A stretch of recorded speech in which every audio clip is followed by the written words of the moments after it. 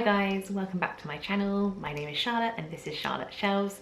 I aim to upload fortnightly bookish related content for you, and today I'm bursting at the seams with excitement to share with you a 66 books vlog and visit and a haul as well. I've wanted to go to 66 books for such a long time. It's been really high up on my bucket list and it was amazing. It was so bloody good, and I'd watched so many videos, so many hauls, so many other people going, and the FOMO was real. And before I went, I really had to lower my expectations and just rein it in a bit, and I did not expect for it to exceed my expectations the way it did. It was phenomenal. I hope that I'm able to capture a little bit of that magic in this video for you, and at the end of this video, my friend who I went with, she is going to do a haul for us and share those books with you. And so that this video isn't an hour long as such, I'm going to do a two-part video where I will also do a second haul where I'll show you the items that I got when I was there. If you don't already know, 66 Books is a massive two-story book warehouse that seems to go on forever, and the books that are inside it are 70% off, both on paperbacks and hardbacks. And at the end of the video, we also give a few tips and tricks just so that you can make the most of your trip, because I do believe it requires a little bit of planning if you are going to go, especially if you aren't local either. Like, we aren't local to it at all. It's a couple of hours drive for us, so it's definitely worth being prepared so that you can have the best time, because I'm so glad we did. And there are a handful of things that we did that really optimized how much fun and just what a great time we had while we were there. So let's go start the vlog.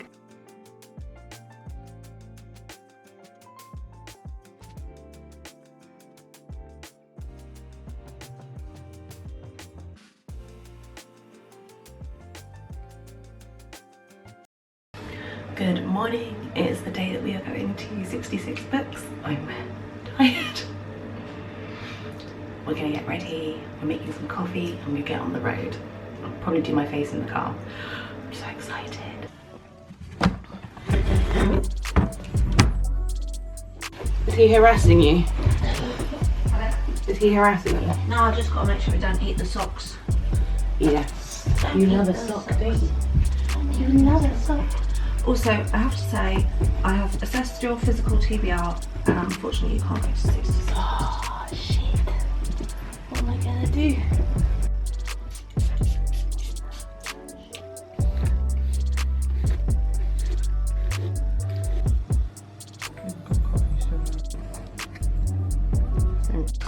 Sophie, good morning.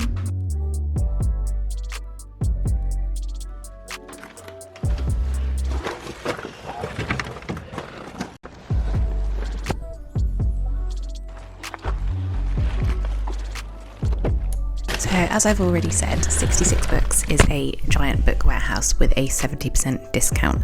When you join or go to pay for your books, you sign up for a membership, and that's about £2 or £3. And I think that's how they allow you to be able to have trade discount. So that means you're entitled to that 70% off. You can see as we pull up, it's literally an industrial estate in the middle of nowhere, and we were so excited. I've slowed this clip down a little bit so you can see how long the queues are sometimes. Like, all of this bit that's been sort of cordoned off to the side, and with some of these little canopies and covers, sometimes the queue can extend this far out from the warehouse and wrap around the side of the entire car park. And you can see that there are already people queuing to get in. We are just showing you our start time, and our total queue time was, we were in by about 8 AM. We were probably through the front door, so no queue time at all. And we've also dressed very comfortably and sensibly for the day, because we knew we were going to be on our feet all day. Like, we were going to take our time, we weren't going to nip in and nip out, we were going to be there for the long haul. When I first walked in, I was stunned by the size of this place, and it was far larger than I'd been able to like capture on camera or I'd seen on TikTok and BookTube. Like, it was vast. That's something that I think you're going to hear us say multiple times throughout this video, and in our little book haul at the end. Just the size of it was phenomenal.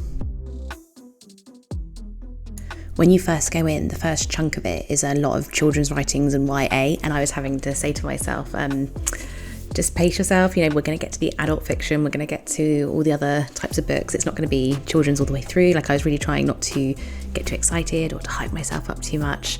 I think that picture on the right just then showed quite how big it was in proportion to the size of me.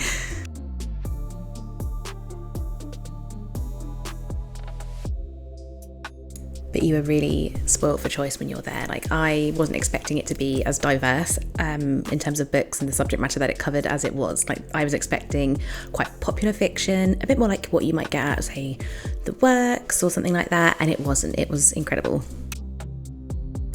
In some of these clips, I'm trying to show you the real mix of genre as well. Like, they had a huge amount of sci-fi and horror too, which I was really interested in, and also literary fiction, and like, you'll be able to see there are so many different types of books, and I hope that some of these clips really do sort of exemplify the range.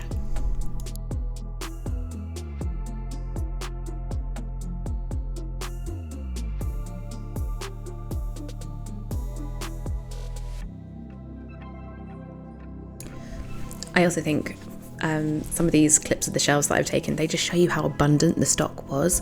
I've heard people say they go on Sundays and it's like it's kind of what's left, but we did not find that at all. Like, I don't know if there's ever a time where it could be more full than what it was, but it was packed, like ceiling to floor and more.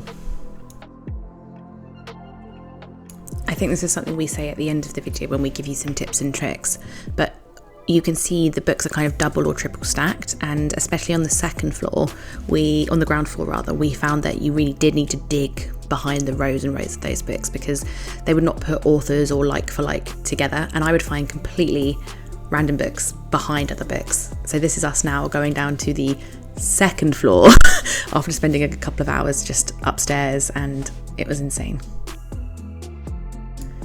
I was also super surprised by the amount of stationery they had. Like, if you're in the market for a good notebook or colouring pencils or really cute note cards and thank yous and things like that, even just cute little DIY kits like this, they had an abundance of that too. You will spend so much of this day like very hands-on, sifting through, gently moving books to the side and back and sort of tidying as you go, try to be mindful of the shelves and their sort of loose organisation. And there's a real aspect of treasure hunting when you're here because you don't know what you're going to find. Each bay, each shelf, each row, each aisle, it's so unique. So there's a real aspect of suspense. It can be quite exciting and enticing because you just don't know what is around that corner. I think a lot of the appeal of it was that there is a big enigma about what stock they have because they can't tell you. So it's almost like a blind date with a book or a mystery in that respect. You don't know what's going to be there on the day and it always changes. These next few clips are just some of the books that I was tempted to get, but I didn't pick up, but I thought seemed really interesting. I can't remember if I mentioned this at the end of the video, but the people that we met on the day, like the other book shoppers, were so kind and chatty, and it's such a joyful experience shopping for books, and everyone is so happy to be there for the same sort of shared goal or same shared pleasure. So it was really nice, and people were so polite and friendly, and like also, when I was paying, the staff member tallied up my books and said that your price is £149. And I was like, what? And then she said, with today's discount, it actually comes to £49.50. And I was like, phew, because I thought, oh my goodness, I'm in trouble if I've spent that much, even though I did get a few more than I was expecting. You can also see as we're leaving, there's no queue again. Hi, so we are back from 66 Books and Melody is very kindly going to share with us her book haul. I'm excited to see these as well because I don't know everything she's picked. As we were kind of going around, we would split up a little bit and kind of come back together, and I'm really excited to see what she's picked today. So I got All the Young Men by Ruth Coker Burks. The only thing that went against this book is that Bill Clinton's blurbed it, but essentially it's about a lady who looks after men with AIDS, young men afflicted by AIDS. It says Erin Brockovich meets Dallas Buyers Club. A renegade, Florence Nightingale cares for the ill in a remarkable tale of compassion and combating prejudice. I just thought, you'll get this a lot, I just thought the cover looked really nice, and then I looked it up on Goodreads, and my general rule for today was that if I thought I wanted to read a book and then I looked it up on Goodreads and it was less than a 4, I was putting it back. And this one rated quite highly. Oh, a must read by RuPaul. So I was just reading the back and it talks a lot about the stigma as well that patients with AIDS went through, and it sounds really harrowing as well, but also she sounds incredibly compassionate. Nice. Do you think you've got any of a good flop? No. I don't think I have either. But I did pick up some of them and was just like, can I buy it just based on like the flop? The Universe versus Alex Woods. I don't know if I know too much about it. I feel like I have sort of heard of it. But it says a tale of unlikely friendship and an improbable journey. At the bottom of the blurb it says, so when aged 17, Alex is stopped at Dover Customs with 113 grams of an urn full of ashes on the passenger seat and an entire nation in uproar. He's fairly sure he's done the right thing. So it's just about, unlikely friendship with a reclusive widower. Oh, yes, and I like anything that's got like letters or diary in... Yeah, or journals or... Yes. Maybe YA, do we think, or not? I think it could be YA. I don't know why, because he's like a young lad. It Oh, gives okay, me, yeah. Unlike the Universe versus. Maybe Yeah. like Scott Pilgrim versus the World. Also gives me instant Dog in the Nighttime vibes. Okay. Not- Elie Wiesel, Yeah, I think it's Faisal. Night. It's a non-fiction novella, and it's meant to be describing a family's escape or how they passed away during the Holocaust, I think. Oprah's the first. Oh, the first blurb. Yeah. But it also says it won the Nobel Peace Prize, I believe, for literature. Yes. It's meant to be quite harrowing, quite upsetting, obviously, the subject matter, but I've heard it's really good. I would like to borrow that after you, please. As will be the theme of a lot of these books. I am interested in reading a lot about Auschwitz and the war. You do like World War II history. I like World War II history. You read a lot of biographies and works around that kind of thing. Some of them are just so... they're heavy going, aren't they? Like you... Yeah, from heavy topic to heavy topic. You could do something amazing with your life. You are Raoul Moat. So Raoul Moat killed a lot of people. And I believe that reading the back of this, it's trying to almost put you in his shoes. Theroux has written both an experiment in empathy and an exploration of the limits of empathy, holding the reader hostage in the echo chamber of an angry and confused man's head. Wow. A desperately sad book about masculinity, deprivation and loss. It looks like they're also having conversations within it, almost like interview format, Yes. isn't it? It's kind of mixed media throughout the book. Yeah, so that will be That cover's fantastic. interesting. Quite distressing, isn't it? Yeah. Gosh, 2 years later you shoot 3 people and shoot yourself. You will be called a monster. You will be called evil. You have 9 days and your whole life to prove you are more than a callous murderer. Go. Oh, you got more! Oh, did you get that? So some chick lit. No. Love Always Mum, Mae West. Oh God, it's so dark. A true and terrible story of surviving a childhood with Fred and Rose West. And so Mae West is their daughter, one of their surviving children. And my understanding is, because I also want to read this, it's her autobiography of growing up with 2 parents who were, I guess we would use the term serial killers. Yeah. Love As Always Mum is an important story of surviving terror, believing in the healing power of love and breaking the cycle of abuse. Wow. I wonder if there's anything uplifting in this box. S.A. Crosby, All the Sinners Bleed, which has been on my TBR for ages. No, at some point it went on the list. Yeah. It stayed there for ages. Hey, Stephen King blurbed it as well. Yeah. What doesn't he blurb these days? The First Black Sheriff, a killer hiding in plain sight, a small town ready to combust. It says Times Thriller of the Month. Thriller of the month, good. I wonder what month. What next? Blacktop Wasteland. Oh, you did get it! Very nice matte cover. Soft. Tells the story of one man pushed to his limits by poverty, race and self-destructive masculinity. Goodness. Did you get more? 2 more.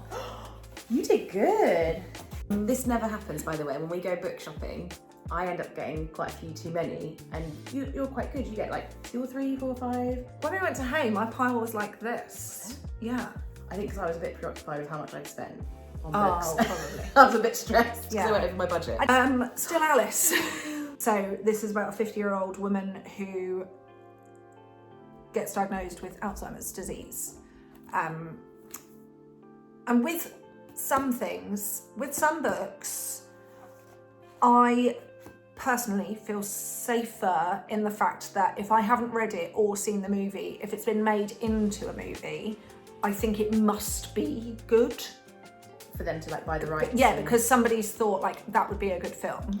Yeah. So although absolutely would never get a book with the movie, anything to do with the film on the front.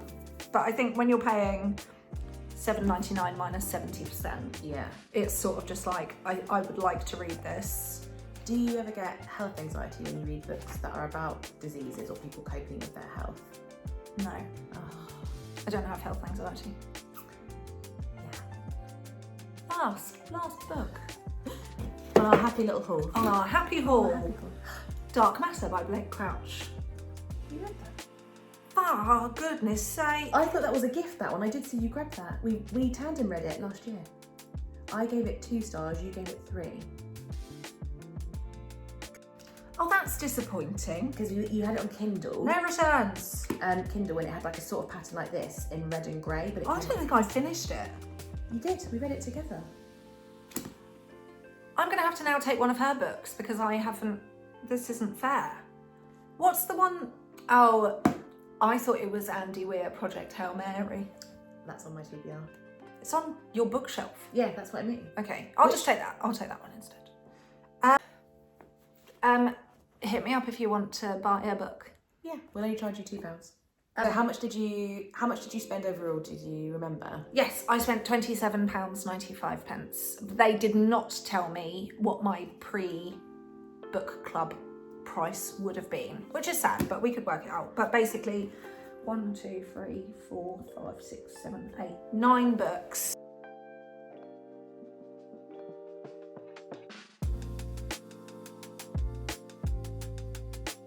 We went in March, so it's mid-March, 2025. Yeah. So it's cold. We chose to go on a Sunday because we'd seen from the Facebook group that there seemed to be less queues on a Sunday. They do outwardly say that Sunday afternoons are the least busy, but I think for both of us, it was more a part of the experience to go, like first thing in the morning. We wanted to get up and get in for the day. That was the thing, because also it's not on our doorstep, so we had a bit of a drive. And we were saying if we got there late and then we had hours to wait in the cold, that would be less fun. So we were also able to park. The car park is tiny. That was quite surprising. So if you are coming from quite far away and need to guarantee parking, that's something that I would have a plan B. I think I'd messaged the chap on Facebook prior and said, where do you park if there is no parking? And he gave me some information. But luckily we went, so we got there at 7:45 in the morning. Yeah. And there was probably about 4 parking spaces, I would say, left. Yeah. I think people generally say that it's like maybe 30 cars max. Yeah, 20, 30. Yeah. And then by the time we got in the queue, there were maybe again about 15 to 20 people ahead of us, if that. Yeah. We did not have to queue. We had to form a line as such to get in, but there was no queuing. I think because it was first, and the guy who works there gives you a speech before you get in. I would say he does that to like 20 people. You go in, he makes the next lot wait. So we had a queue of about 20, and then a lady tried to join the queue, and he said to her, "Step back." So he made her wait behind a rope so that she could come in, I guess, in the next intake, so that he doesn't have to. Although he probably is repeating that about 85 times. Yeah, he was letting people come in batches basically. Yeah. And he'll walk you through the house rules when you're there, which are very simple and basic, like no food or drink. We had a really good time. There are some people I know have gone who have found it underwhelming, but I think it exceeded my expectations. Yeah, I didn't. So I'm a no spoiler person, and Charlotte likes to prepare. So for me, I'd watched TikToks probably a year ago and didn't think it was for me. but then when we said that we were going to go, I don't want to then spoil the experience by seeing what exactly to expect. Really, I don't think I've ever seen any footage of the inside of the actual warehouse. Really? Okay. So everyone says this when they film their vlogs, but it is a warehouse. It's quite old, it's quite dirty. Everything is so scattered. Yeah. That your brain is constantly switched on. This is the part that I found draining. It was physically going through everything, and you think you're done because they have children's works, stationery, puzzles, toys, a couple of like stationery odds and sods mixed with the actual books that you want to grab. So everything is so mixed up. What I didn't realise was that if I go to like an Oxfam secondhand books or something, it's still an order of fiction and then by genre. Yeah. With this, you had every single shelf. Everything was different. Everything was different and everything was a surprise. And we actually went around a second time at the end, and we both picked up extra books the second time that we missed, because you will. It's so big, and the sheer scale of it, I just did not appreciate from seeing vlogs and clips of it online. Like it just went on forever, it felt like, didn't it? Yeah, I think it was overwhelming in an exciting way. The first time you sort of peek around the corner and you can see how far the shelves go. But yeah, I think especially downstairs, I think we were expecting it to be majoritively recipe books, coffee table books, the guy said. But even then, you get to an aisle where you think that there's not going to be anything of interest to you. And then all of a sudden you've got loads of thriller or something. Yeah. So it was definitely, you couldn't relax into thinking, oh, I don't need to concentrate on this aisle.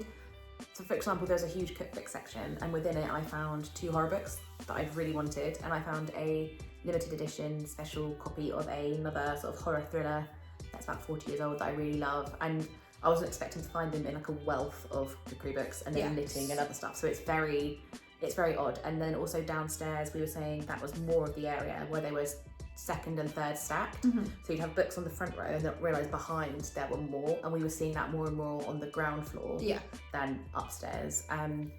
Everyone was really polite. That was something that I kept commenting to you. Like, I didn't feel flustered, a bit like with Christmas shopping. You know, people are quite grabby and trying to get what they want. And I didn't know if it would be like Black Friday, yes, where you're like, oh no, that's mine, I want that book. But there were so many copies of every single book that you're not like picking what somebody else wants at all. And no one's reaching across you. Like in the supermarket, if you're pondering something, people won't hesitate to grab what they need.